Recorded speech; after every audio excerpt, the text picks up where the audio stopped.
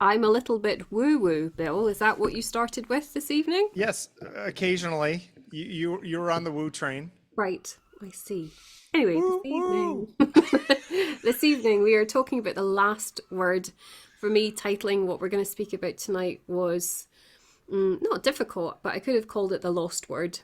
You and I have already corresponded at least a little about tonight's topic, which has come from the information about the Panama Project undertaken by Anthropic.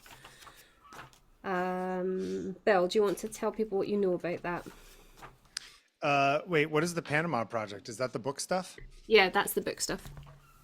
Or Project That's Panama. that's where they're buying books and then scanning them because there's a concept called the right to read, and people have extended that from humans to machines. And so if you can read a book and synthesize what it says and do stuff with it, so can a machine. So therefore they're buying books and scanning the books, and then in the process of scanning them to make them easier to scan, they're cutting them up and they're scanning them. But I think in the US, they have to destroy them in the process of scanning them, or else they can't use them digitally unless they destroy the physical one, because otherwise they would have made a copy and that would be illegal. Yeah, okay. So, Bill, That's all I know. you've done a little bit of homework. No, that's off the top of my head, actually. Um, I was scrolling Instagram. Shamefully, that's how I found out about this. Don't do that. Scrolling Instagram never leads to anything good. Anyway, I discovered Project Panama, people freaking out about it. And I discovered it because there was a post about how beautiful books are as a decorative tool. And in the comment section were, lots of people applauding the use of, spine inwards books. So it creates like a white textural wall, and people saying about how beautiful it is to see piles Wait, of how do you find a book if you can't see the spine? Exactly. So that would obviously indicate That you're not actually reading them at all. that somebody's not a reader in that house, or if they are, they're just a hoarder who Yeah. wants to have a collection of books that perhaps they once have read, but that they no longer want to refer to for whatever reason. But in the comments section, that is how I found out about Project Panama. I think is there an irony in that I was on Instagram doom scrolling, and Learning then about reading. deep diving into other people's comments like a sad idiot, to find out about this thing, and viewers, all 7 of you, Bill's right. It is the systemic destruction of books for the purpose of evading copyright issues, with Anthropic, the AI company responsible for Claude, making sure that they harness as much training material as possible from books that predate 2022, where there can be no suggestion that AI is learning from something that may have been created by AI. So Yes. this has caused outrage across not just a reading world, but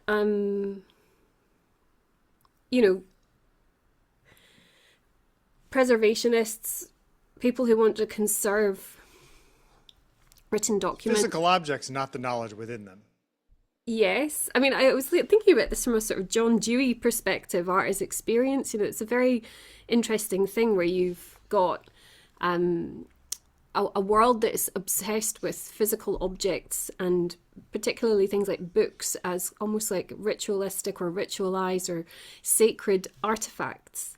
Yes. But then you have people who read books, who might consider that the experience of reading is the value in the book, and that actually the paper and the ink is, not part of that.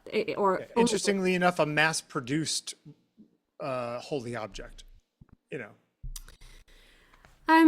Anyway, so I have been, like others, with a knee-jerk reaction to Project Panama, which is that, oh my God, they're just like the Nazis burning books. Yep. And after my knee-jerk reaction, I've gone through myself a process of really dwelling on this point that like millions of books have been procured anonymously through third parties, through intermediaries. They've been hoarded and stashed in, I can only imagine, like the dystopian vision of Anthropic warehouses full of desecrated novels. I don't know why I'm laughing. It's awful. It's And certainly like apocalyptic. It's certainly like, creepy. it is creepy. There are lots of potentially there are lots of layers to this though about why people have the reaction of horror. One is that the spectre of particularly fascism or any kind of censorship that's run amok, the control of the written words is the control of the people, maybe. To be fair, they're not burning all copies of the book. They're destroying one single copy of each book in order to ingest it. No, but I think what might happen realistically is that with the consumption of written material and where, much like music formats, the publishing of books, actual books, has declined. It's been on the wane for a long time. The rise of even things like Kindle have, been the kind of guillotine fall of doom for texts, for written books going to Paper books, yes. Do we need them? People would say no.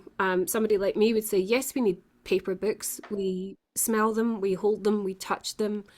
And actually the experience of being with a book is something that stimulates a part of the brain that otherwise doesn't happen when we're reading an electronic word. I don't know why that is. Very clever people will know and they'll be able to fill me in. But I know that that is true. I've read that somewhere. And was probably true 3,000 years ago of people with papyrus who were pissed about people starting to use paper. I think that's slightly different. I want to try and really hold in my mind, Bill. My mind is extremely scattered just now. I don't know if it's just my... Go ahead. I didn't mean to interrupt. No, you have a point to make. Yeah. And I really also, by the way, and I want to say it kind of on here, if anyone does listen, I spend a lot of time on these Speaking of Seeing shows speaking, and you less so over time. And I think that's a shame because you have many interesting things to say and often many more interesting things than I say. So please do pitch in and take me off my line of thinking, but viewers, please don't expect me to find my way back to where I've left off. It's all right. Get where you're going and then I'll add my thoughts. I can't remember. Anyway, this is an irreversible process is actually something else about it. And I think you were just saying that, it's not like they're buying up every single copy of Great Expectations and destroying them. They're buying one copy. However, there is a sense that because the master list of all these books that they bought has never been released, that somehow in the kind of flotsam of this process, there's the potential that perhaps rare texts have somehow gotten eaten up as well. And certainly there's a feeling that there might also be a truly heinous agenda behind this, beyond what might to a lot of people seem quite heinous anyway, which is to train an AI that is ultimately going to take over the world and destroy our economy and our jobs and blah, blah, blah. Yep. The fact is that, AI is stripping human intelligence away. And funnily enough, then it is doing that by taking the best human intelligence and consuming it. Mm-hmm. And then it will monetize intelligence and sell it back to us. Yep. So I fundamentally have a problem with that. I don't want to abdicate my intelligence. I have an innate intelligence that, by the way, doesn't come from reading books. Please don't laugh, viewers. I do. Everybody does. Nonetheless, the knowledge that I have been privileged to encounter, though it doesn't belong to me, is part of the collective legacy of which I am part. It seems that it must be criminal to destroy books in this way, and it also seems that there's an opaque and sinister backdrop to it. Would it be different? Would the whole thing be different for you if there was some, I don't know, world's collective open source version of all of this that like everyone gets access to and they get access to it for free going forward, that it was just a way for us to sort of centralize human knowledge so that, you know, the rare book that you're worried about being destroyed, well, if it had been destroyed and it hadn't been scanned, then that information would be completely gone versus at least being in a computer somewhere. Well, I mean, So there was like the public-facing Google Books project, yeah, which a lot of people got really angry about. yeah, but I mean, the intention, at least ironically on paper, you know, was about preservation and Yep. kind of availability. Yeah. It was about also scalability. Yeah. And I think access is the right thing for us to talk about here, is that, you know, if you've taken the books of the world, and even if you've copied one copy, and, you know, then have essentially created a kind of exclusivity around that text, that I want to say that could create guardianship, but more likely that creates gatekeeping. It closes the door on legacy, and it gives power to something or someone to manipulate our past through stealing our words. Yep. But I think that is also, that was true before all of this. It's just that the technology in use has changed. Yeah, but you know, so librarians have a term, don't they? The smell of the kind of film canisters that contain the microfilm. Sure. You know, there was a big sort of trend for libraries to save space and to, I think, genuinely try and preserve information by putting it onto microfilm. Yep. You know, thousands of articles, lots of newspapers, and so on and so on. And the preservation technique for the microfilm has ultimately destroyed microfilm, so that I don't know, something chemically over time has changed so that the microfilm It's like rotting. You know, turns to mulch in these Yep. containers. And you know, that's an accident, and there's been lots of accidental destruction of important texts over time, hasn't there? And we also, Sure. of course, appreciate that over time the simple erosion actually, of things like ancient tablets and The Library of Alexandria. you know, the overwriting of text when things like parchment was expensive, or, you know, all these things, of course they happen. With hindsight, were they malicious? On the whole, maybe not. No. This movement of destruction of books seems malicious, because though there might be a sense that AI needs to be trained, for what, by the way? The fact is that to destroy the source is to dishonor the source. Yes, I can see that point of view. Yes. I love how you're skirting this, Bill. Well, and I am in no way. It's funny because a friend of mine is actually the face of the big lawsuit against Anthropic about the book deal. My Yep. friend Andy Bartz lives down the street, and she's they are an author, and they brought the big suit against Anthropic for like $1.7 billion or whatever they decided to settle for. Each author gets $3,000 for Anthropic sucking in their book, which, you know, is great, $3,000, but $3,000 is, you know, less than a month of rent here. And also, So let's face that's not facts. really going to make... Anthropic is a $965 billion Yep. business. Yeah, this is the cost of doing business. Now, is there value to society in this technology? Yes, I do believe there is value to this society in this technology. Should corporations be able to co-opt general knowledge to sell it back to us? I think that is wrong, and I think there should be some way to compensate creators and people who make stuff. Certainly, as somebody who is a creator and makes stuff and wants to make a living doing it. But it's one of those things where it's like, it's not that it's inevitable, the technology is massively useful in a way that is undeniable when you really get playing with the stuff. Whether or not it makes the world a better place is a very complicated question, overall, because something is lost and something's gained in living every day, right? As Joni says. So I think that there are pros and cons, pluses and minuses to all of this stuff. There is as you're trying to put it, it's a very like,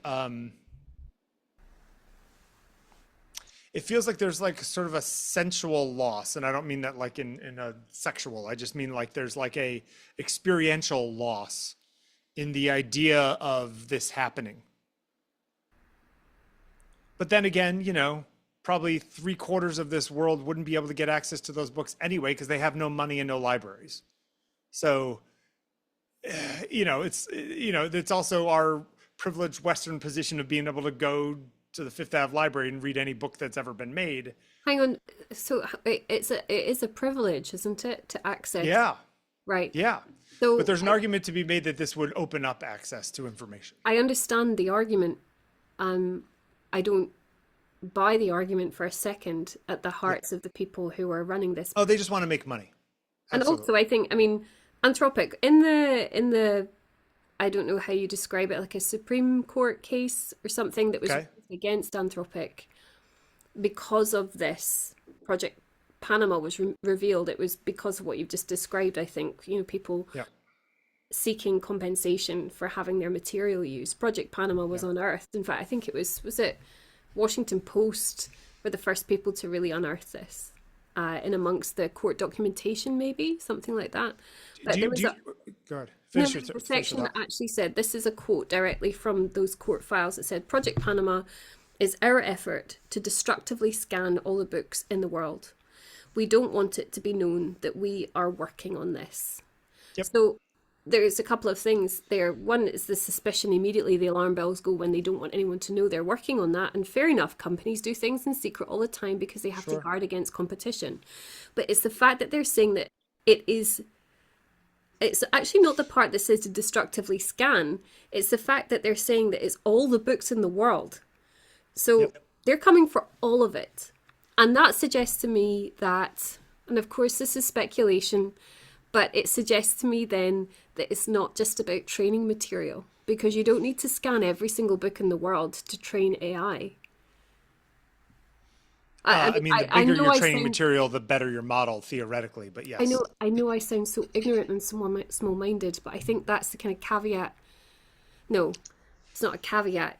I think that is what could be leveraged against me in this argument, is that I'm just being small-minded and I can't see the enormous benefit that AI will bring to the world and humanity. And it's true. I don't see that it will bring an enormous benefit that outweighs the incredible loss or losses we experience as humanity because of this technological intervention. What are we losing? What are we losing? We're often losing the capacity to access our past because it will be held behind a paywall.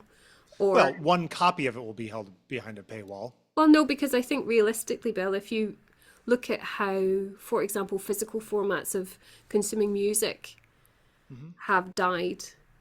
Yeah. And yes, people say, oh no, but Sandi, don't forget, I love vinyl. Well, please. Yeah. I mean, on a big scale, physical everyone's format streaming music. It's died, right? Yep. Books are going the same way. Yes. And the fact is that if Anthropic or companies like them end up being the only holders of the information, then they have power over our cultural identity. They have the capacity already and anyway to manipulate our perception of the past. It means that our learning is truncated to what we are told from actually the ironic open source, the only source. All our information is funneled through this company. that is like a horror story, science fiction dystopia. Would you have said the same thing about Google 20 years ago? No, funnily enough, I wouldn't have. And I don't think that's just because at that point I was too naive. I know I sound green now, and I don't know the right language to use to properly discuss this. The discourses around this are, kind of opaque to me anyway, because I am a bit of a technophobe. But to me, it seems that, it's like going to a museum and realizing that all the artifacts are stolen. And it's like understanding at last that somebody like me who enjoys going to galleries, I appreciate galleries that allow me to see things for free, but I don't lose sight of the fact that possession of art and artifact gatekeeps it from me, regardless of how available it might be in the moment. Sure. And this is the fact that the Elgin marbles are at the British Museum that you could go see an hour from now if you really wanted to, you wouldn't be able to see them at all if they were still in Greece. No, I think that's still either the argument's lost on me because I'm not intelligent enough to grasp it, or I simply don't agree with that as a kind of model of thinking. I certainly understand the knee-jerk fear. I understand that entirely. Is that a possibility in the future, that in the end, no one has access to knowledge except for through commercial enterprises? Yeah, I guess that's a fringe version of what could happen in the end. Some people would have said the same thing when, I don't know, books became commercially available. Well, you can only get the knowledge if you can afford to buy the book, No, because, I'm sorry, Bill. I think there is still fundamentally a difference here, because we're looking at, interventions in the past would have been scary. The camera, the printing press, Sure. Anything that's mass produced. But at the same time, those things do appear to have had at their core, yes, the greed of the people who've invented those things or distributed those things. But ultimately, the consumer was granted a wider access to those actions. Now, you could say, oh, well, of course, wider access is granted through these platforms. But that's only if we're allowed. It's only if we perhaps pay. And if the premium gets higher and higher, then fewer and fewer of us will have access.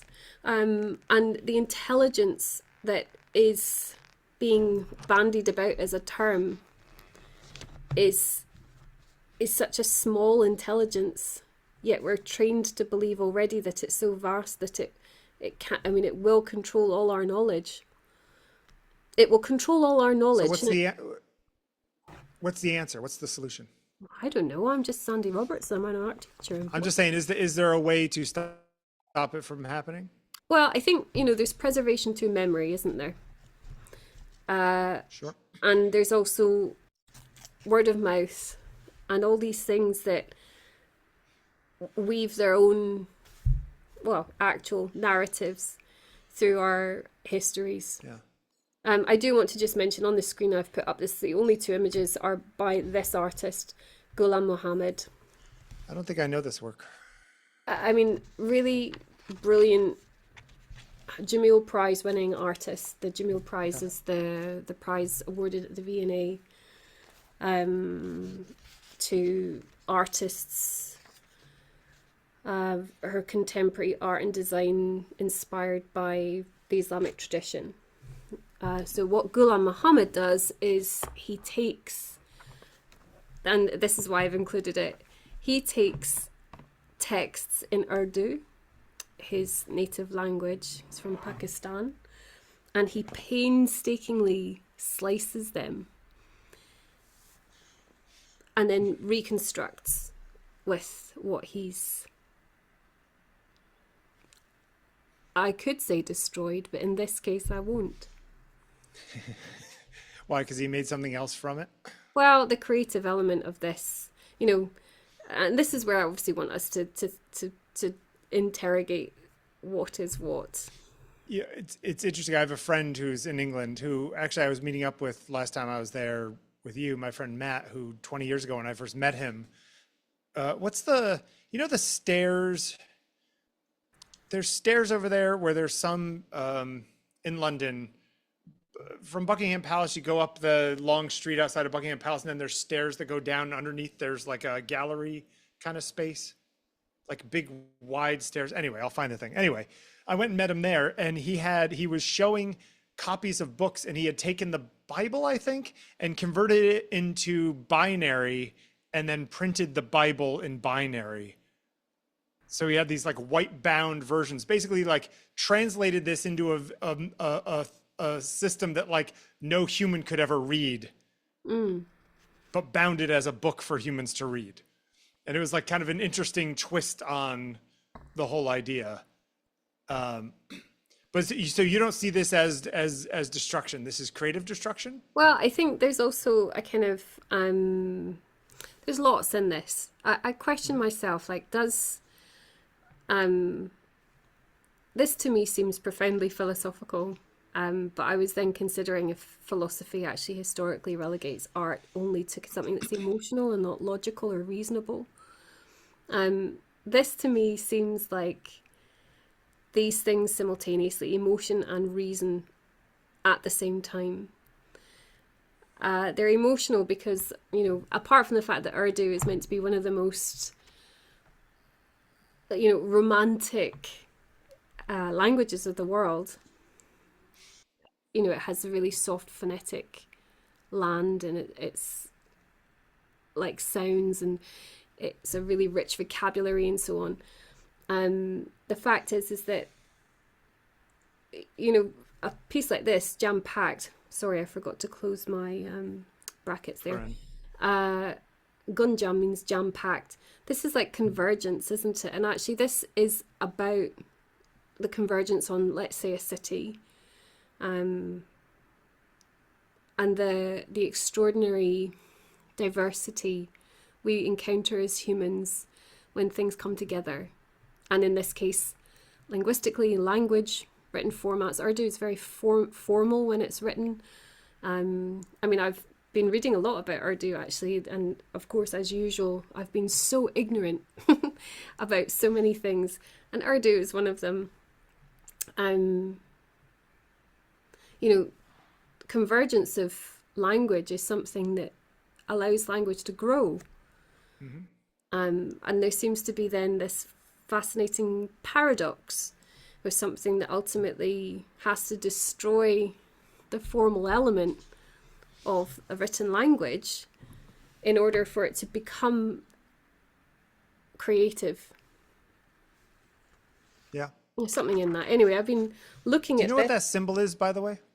Like, what does that say? Does it say something? It will do. Maybe it's the word Gunjan. I don't know. Okay. I mean, it's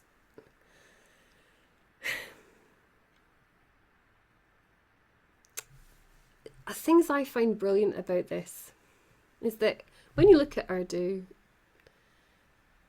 it has a slope to its language in its written form, like calligraphically. I was looking almost looks earlier. like it's melting a little bit. I was looking at it earlier. So where he like painstakingly slices up books, he goes to like flea markets and market stalls and gathers them up, again, much like Anthropic, on a smaller scale. So I love this.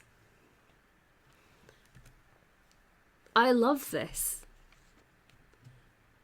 And it's not too strong to say, I hate what Anthropic is doing. Yeah. Despite the fact that he's destroying something in order to make one thing, where potentially companies like Anthropic are using this, destroying one thing to spread it to billions of people. Well, this is where I come back to John Dewey a bit, actually. And in art is experience. You know, there's, oh God, what's it called? Where you,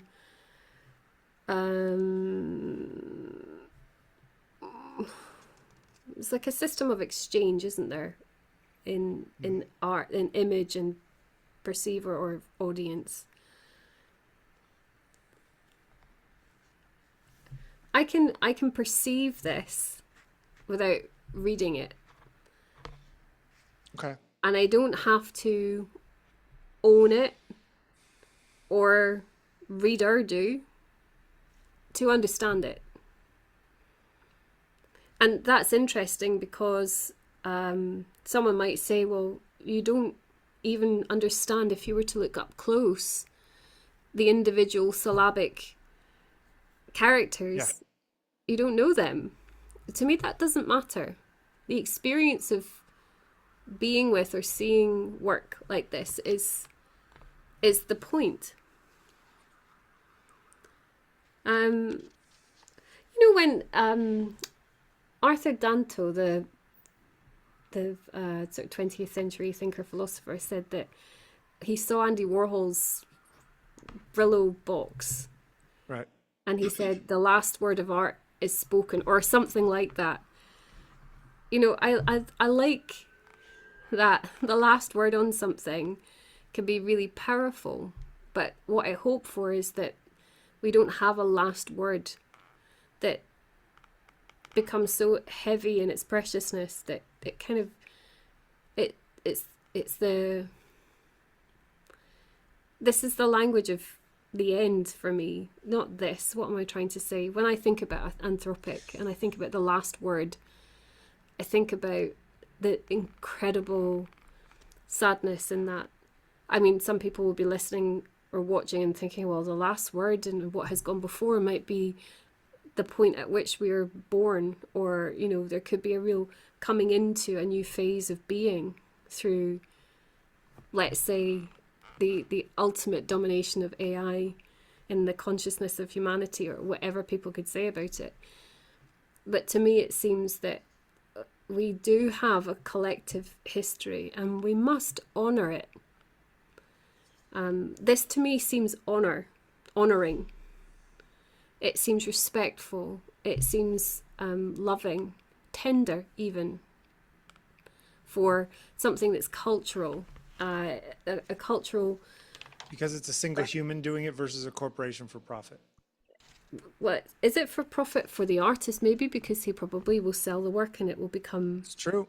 famous. Yeah. So maybe you're just softy when it comes to people and a scaredy when it comes to technology. Well, isn't he questioning language rather than controlling language? What if he's... Isn't he questioning cultural identity rather than trying to spoon feed cultural identity back to me? Maybe he's a cynic and he makes you think that he's doing all those things when he's just like, whatever, sign the check, baby. Maybe this is getting a bit Scooby-Doo now, Will. I don't know. Intention seems to have a lot to do with your perception. It does. I mean,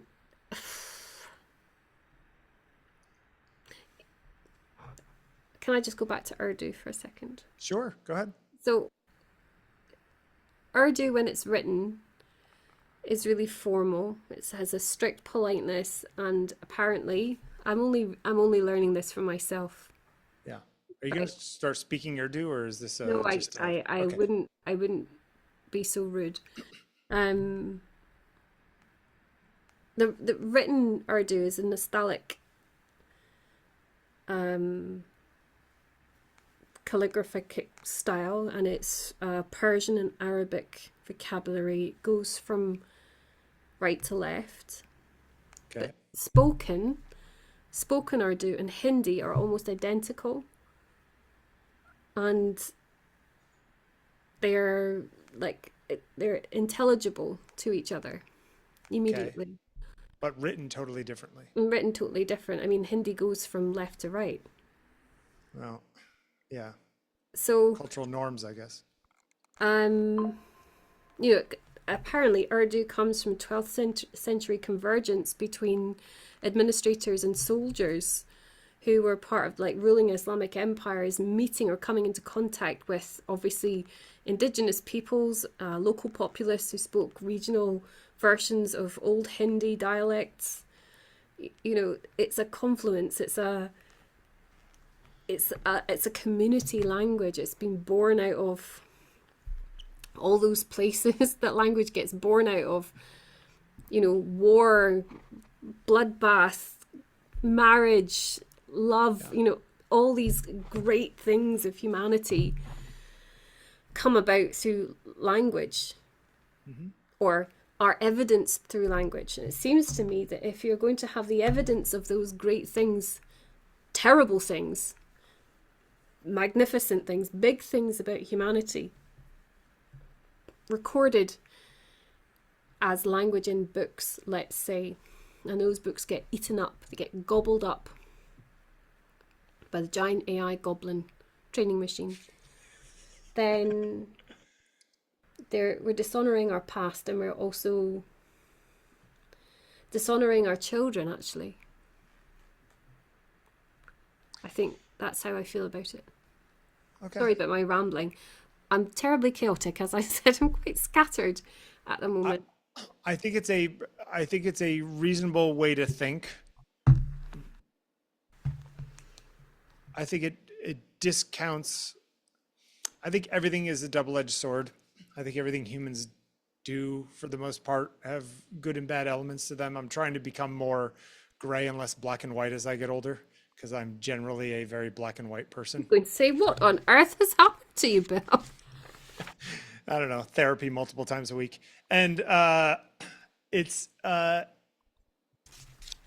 trying to give the world the benefit of the doubt when I can, and control it when I can. It's and such an irony. I'm sorry, I have to butt in. I know I said you should speak more, and now I'm speaking over you, but I just can't help myself.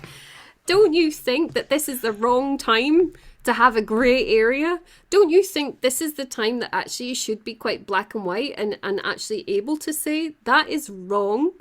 And also, is this the right time? If they were doing the things that you believe, you fear that they're doing, which is actually destroying human knowledge in order to own it. Yes. On like a grand scale, not like I killed one pigeon, I didn't kill the last passenger pigeon that exists. I understand that fear is existential. I do not believe that that's what's actually happening. But I understand that that's potentially what could happen, however remote, and that fear is so acute that it's paralyzing. You know that Daniela Amodei, one of the founders of Anthropic, is a literature grad? Yeah. Right. You knew that? Yes. Mm-hmm. And I'm not saying you have to have studied literature in order to truly know that literature is human craft at its zenith. Would it be different to you if I said that tool, let's just take Anthropics as a single, there is a constellation of tools like this. Let's just take Anthropic. That if Claude was being used for literary analysis, if you said, take the corpus of all English novels and find me these themes and explain to me, figure out whatever it is, would that be different than if you said, write me a new novel with those themes? Are those two different things? Well, I'm not worried about Claude writing a novel. Okay. I'm concerned that Claude is going to tell me something that I otherwise would have to find out for myself. And then you could say, oh, well, how do you think you ever find out anything for yourself? Yeah.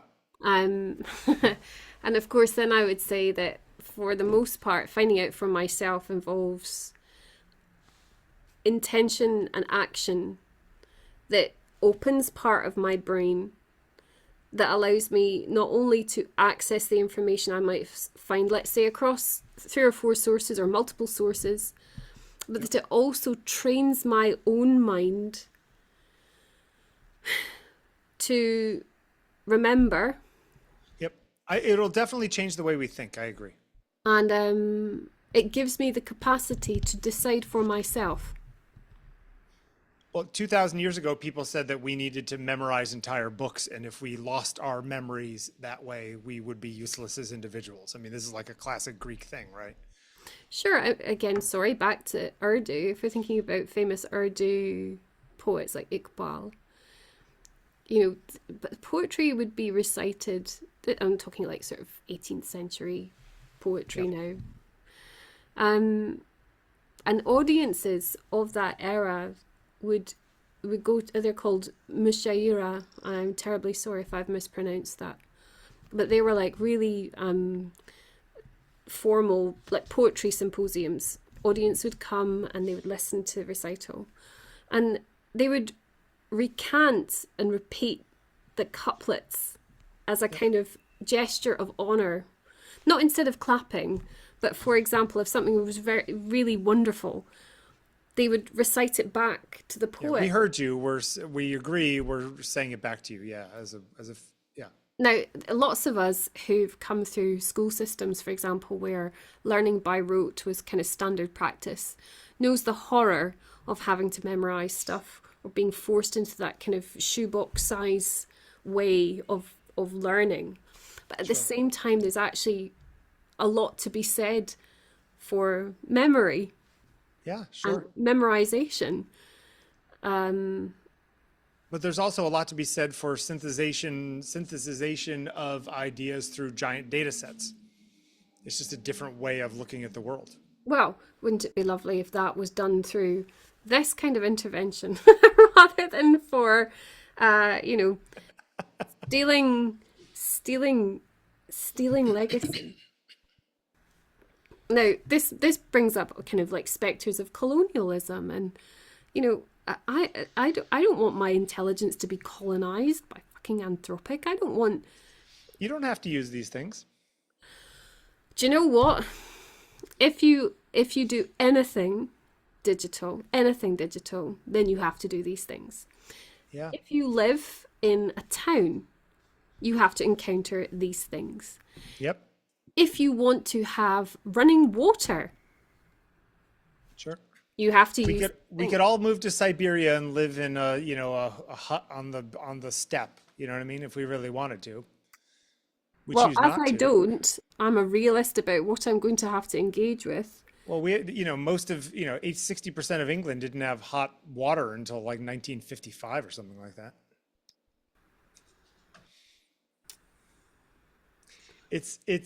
Listen, I am artistically, metaphorically, as your friend, giving you a giant hug about all this, because I totally agree. It freaks me out. It makes me stay up at night. Right. I don't believe you, Bill. I think you love this. I think you've said enough to convince me that you're in the enemy camp. No, I have very mixed feelings about all of this stuff, because as you know, I have a friend who has an Eisner Award, it's like a Academy Award of illustration. He's like a big deal illustrator. And he said to me, he's just like, why can't we have these machines take my garbage out so I can illustrate more instead of making me take the garbage out while it illustrates? He's just like, I don't want it to take away the things that I enjoy doing. I want it to take away the things I don't enjoy doing. And this is sort of one of the first technologies that's really doing that, because it's doing things at a level that is sometimes indistinguishable from the way humans think about things. And I think that freaks a lot of people out. I'm coming back not to Urdu, but to John Dewey again, who I've obviously been reading a bit of. Which makes me want to think about the Dewey Decimal System. And I'm thinking again about the idea that, if the thing that's important is the experience and not just the object.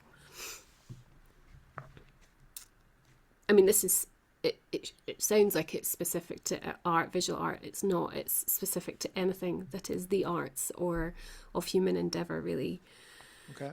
If someone rejects the idea that art is just belongs to like the elite, it's isolated to like the museum, then we could say that instead art is like the intensive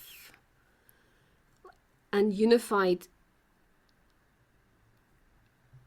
art is like an intensified heightening of everyday experience. Okay, I'll give you some leash on this one. Go ahead. And I'm just reading through my notes to see what I said to myself earlier. Um, yeah, I wrote down art is an intensified, unified heightening of everyday lived experience.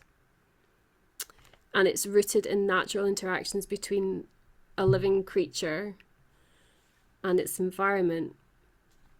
So the experience is the important part, not the object. But to call a book an object is to miss the... You're back. I'm back. It says recording in progress. I'm going to just assume that's okay to keep going. Yep. Keep going. Anyway, sorry, I'm going to have to, for a change, do some minor editing of this. I don't like doing that usually because I like us to just talk on it to be real. You're doing great. Okay. So I was saying, I think just before we got cut off there, that, the experience, it's not just the object. So the book is the object, but actually to say that a book is just an object is to miss the point of what is happening when one is reading the book. Okay.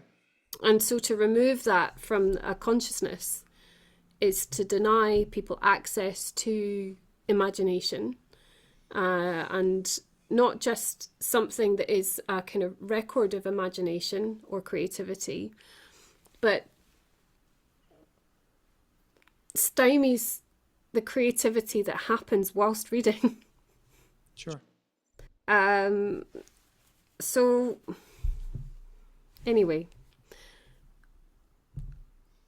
I don't know what else to say. I actually have a lot else to say, and I had lots of other art that I could have shown. I mean, we could have talked about Rauschenberg or Jasper Johns or any of these big names that have used text in their work. And for the last word, the final word on art was apparently the invention of the camera. I mean, that was pretty much then, I was talking to you earlier about when Arthur Dantos saw that Andy Warhol and said that, that was the last word on art because it changed the paradigm, or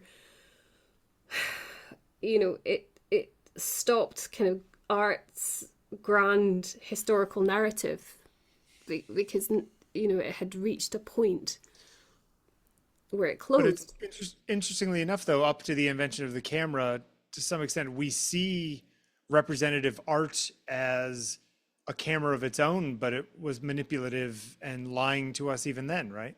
Sure, but there is a kind of sense of perceptual equivalence, isn't there? And painting up until the dawn of photography, really. Yeah. That's until you see a picture of somebody and then you see the painting somebody did and you go, oh, that Habsburg guy was way less good looking in real life than he was in that painting. Oh, Bill. I fear for the world because of the people like me in the world. I fear for the gentleness and the tenderness for language that somebody has when they're a writer. I fear for the appreciation of legacy as a teacher for a future that ought to be better. And I worry that to outsource our intelligence means that when it's sold back to us, it has been censored in a way that manipulates me. And I'm aware that these things exist and happen even without Anthropic, even without AI. I know that I'm manipulated anyway by the media, by language as itself. I know all these... By what books publishers choose to publish. Sure. But there seems to me like a broader spread of that agenda, so that although it's grand and perhaps all pervasive, the fact is that it's also diffuse, whereas this has the potential to be dystopian, targeted, sure, in a way that is like a beam, a ray, a spindle, a dagger blade coming through my creative, autonomous, sovereign heart. I really... I don't disagree. I just wondered if there's anything we can do to change that. Well, of course there's... Or at least to stop it, I mean, There's a certain inevitability to it all. I mean, I think... Not to the dystopian side of it, but to the, technology moving forward side of it. Even if this was benign, Do you think we're actually still recording, by the way? Says we are. Okay. Even if this were benign, and what we've discovered through Project Panama is simply about training an AI model that will be, benevolent and bring beauty and bounty into the lives of humans. The fact is that, the actual physical nature actually of the digital is that it does actually have to be stored somewhere. Yep. And if we've relegated our written words to, let's call it the dusty bin of anti-creative, nasty hellhole servers somewhere, one lightning strike later and we're fucked. Yeah, although, one fire at an archive in LA destroyed 50 years worth of recordings and movies. Sure, and the warehouse fire that destroyed half of Saatchi's collection, or Carol Fabritius's painting. My guess is that digital stuff is in 12 different places around the world. Oh, do you know what? No. This is why you love me. Just, it's okay. I make you frustrated. Crazy! You make me crazy. And I'm going to start. Anthropic has made me already a bit crazy. Have you played with any of these tools? Yes. Trust me. Are they fun? I live with someone whose best friend is Claude, for fuck's sake. I just really think that this is an insane way for us to make progress. Yeah, I know it is the way to make progress in the world. And, when I watch David working and I see that he's using AI in a really thoughtful way to make new things, I see that it can be creative, or it enables a creativity of sorts. And then I hate myself afterwards. It's just a tool. How people use the tool, understanding nuclear fission can make you a bomb and it can make you a power plant. Anyway, speaking of seeing, all we'll be able to do is speak. And then we won't be able to speak because our words have been stolen. I don't think words are going anywhere. I don't think books are going anywhere. Oh.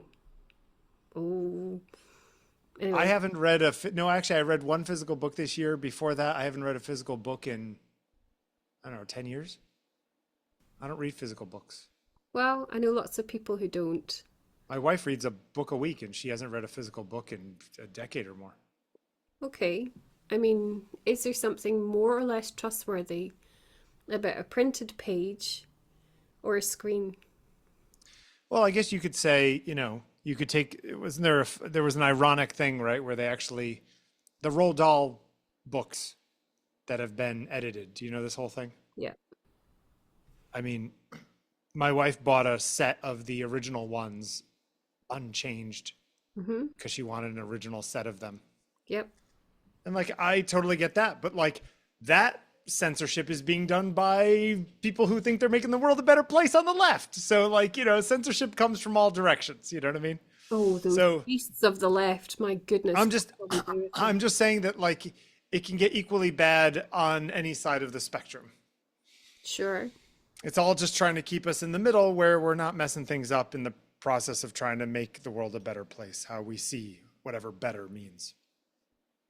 I'm trying to be, enlightened here and, I'm failing. Bye, Bill. Bye, Sandi.